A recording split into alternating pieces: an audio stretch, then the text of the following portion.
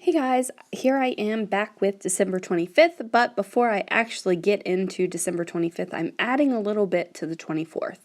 So I had two photos that I wanted to include from the 24th, and that was a photo of my kids in their pajamas that they open every night, or not every night. Wouldn't that be cool if you opened pajamas every night?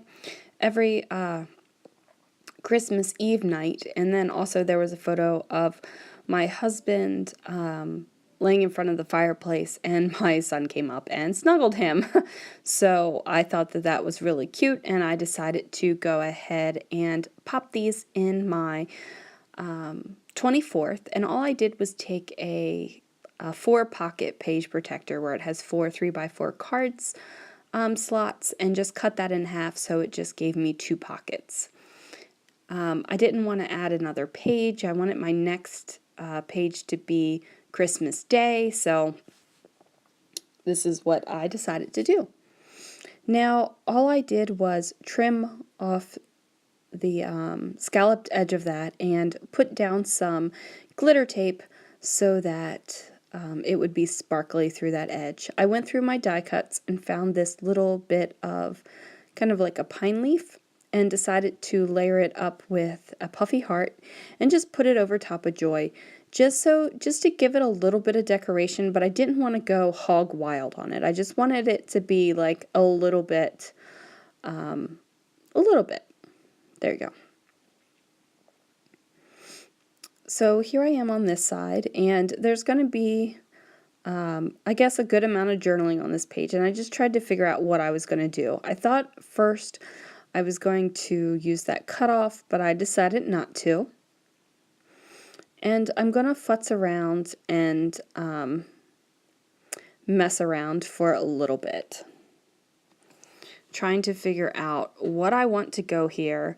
I'm thinking, do I just want to put actually something big and decorative here and like not include the story, because the Christmas pajamas are definitely going to be in the 12x12 album, like the story of that. And I'm just kind of like, I don't know what I'm doing. And something that I thought would literally take me 2 minutes to pop into the album ends up taking me like 10.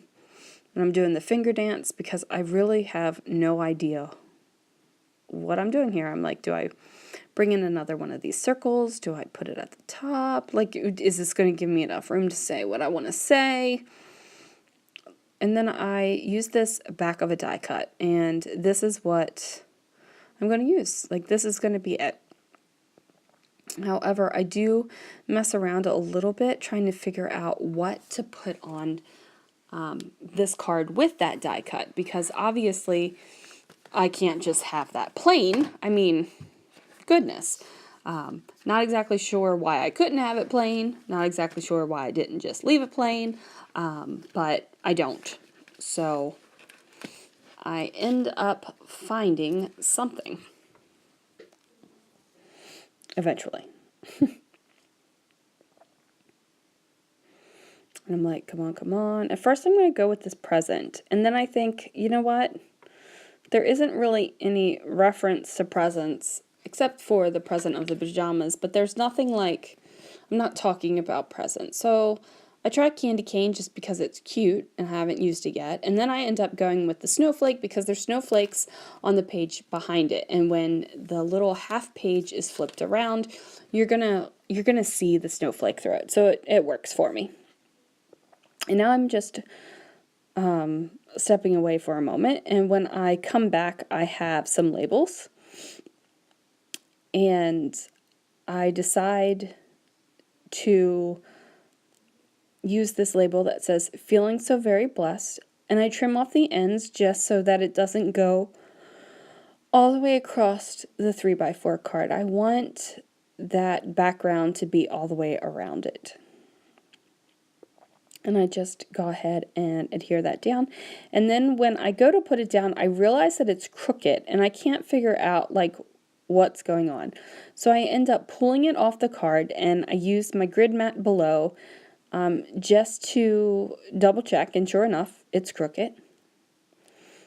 So now I am lining up that die cut on the grid mat, and then I'm going to layer the little label and snowflake over top of it, and that gives me a great, even place to write. And I just go ahead and write. I say Christmas Eve, such a great day for us. We went to church, watched some festive movies, hung out, and then opened the traditional Christmas photo. Sorry about that, guys. Had to step away for a moment. Okay, so now I just get that journaling finished, and I get that popped into the page protector, and finally, December 24th is finished. And it sure does take me an awful lot of time to write this journaling, and I'm not exactly sure why. But finally, there it's done. Yay! It's finally going into the page protector, and there we go. So now I'm on to Christmas Day. Hooray, Christmas Day! I have 2 photos that I printed out really quickly, and these are photos that I took of the kids opening presents, and I decide to add a circle to the back of the circles here for the day 24, and it ends up giving me a white ring around the 24, and I'm okay with that. Like, there's enough white on these pages that it looks okay to me. And I just went for the Holly Jolly die cut because honestly, I go around singing Holly Jolly Christmas like a maniac, so it fit. So I'm gonna mess around because I think I'm thinking about changing the paper out and not using the paper I have in these little 4x4 squares. I just decide to use what I have though and go with it. So the first, I start working on the bottom one, and I just trim the photo off so that there's enough to give me about 1/4 of an inch all the way around the paper. And then I decide to stop working on that one and work on the other one. I can't give you a rhyme or reason of why I do the things I do, like why I go from one to the other than inspiration sparks. That sounds so hokey. Other than it's just the way my mind works. My mind goes kind of all over the place, so I guess it's fitting that my scrapbooking is kind of all over the place. So I decide that what I'm going to do is layer up this floral die cut with some words. And at first I peel out this Merry, Merry, Merry sticker, and I'm thinking that's not enough. I need something more. So I'm just going through my stickers, and I decide to use Make It Merry. And then I'm going to layer up the Merry, Merry, Merry sticker on top of Make It Merry as well, because in addition to singing Holly Jolly Christmas, I go around singing I Want to Wish You a Merry Christmas. So basically, if you're around me anytime during the Christmas season, I'm probably belting out some sort of Christmas tune, and I figured it was okay to place that into my album. So unless you're watching this video as to why I chose the words I chose for this page, you have no idea why. It just looks like Happy Christmas words, and that's okay with me because it's kind of like a secret story. And hopefully when, you know, my family's looking through these, they'll appreciate it, and maybe they might even, maybe it might spark something for them. Or it could be a Christmas word somewhere else just in the album that sparks something for them, and I think that that's kind of cool. And if they don't have something spark, something jogged in their memory other than the exact memories that are documented here, that's cool too.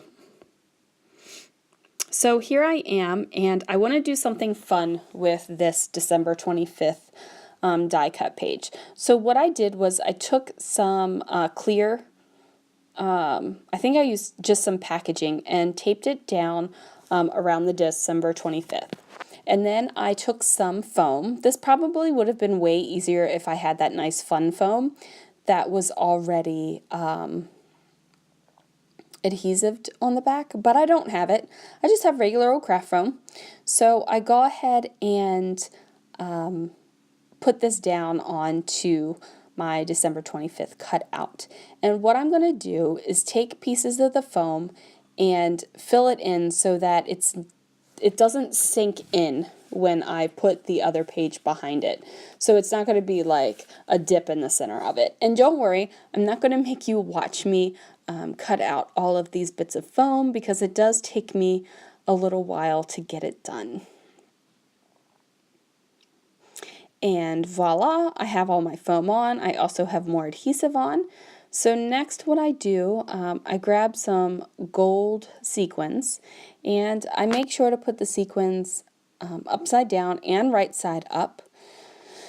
And I just put them out throughout where the spaces are, like where the holes are created from in between all of my foam. And I get those down, and then I decide to put in some mini beads. And I've had these mini beads forever, and I mean, they've got a date on them of 2005. I bought them at, oh, what is that store called? We don't have any more out here. AC Moore. I bought it at AC Moore. And I'd say I probably... It's interesting because if I hold the beads up one way, it looks like I've got 3/4 of the tube. If I turn it over, it looks like I've used about half the tube. Things that make you go, okay. So I just dump in some beads, and I decide to dump in more beads. Like, I'm just like, you know what? These are pretty teeny tiny clear glass beads, and I'm just going to dump a bunch in.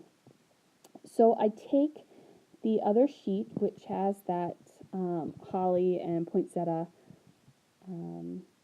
paper design on it, which means that the other design is upside down, and place it and really push it down and adhere it down onto my beads.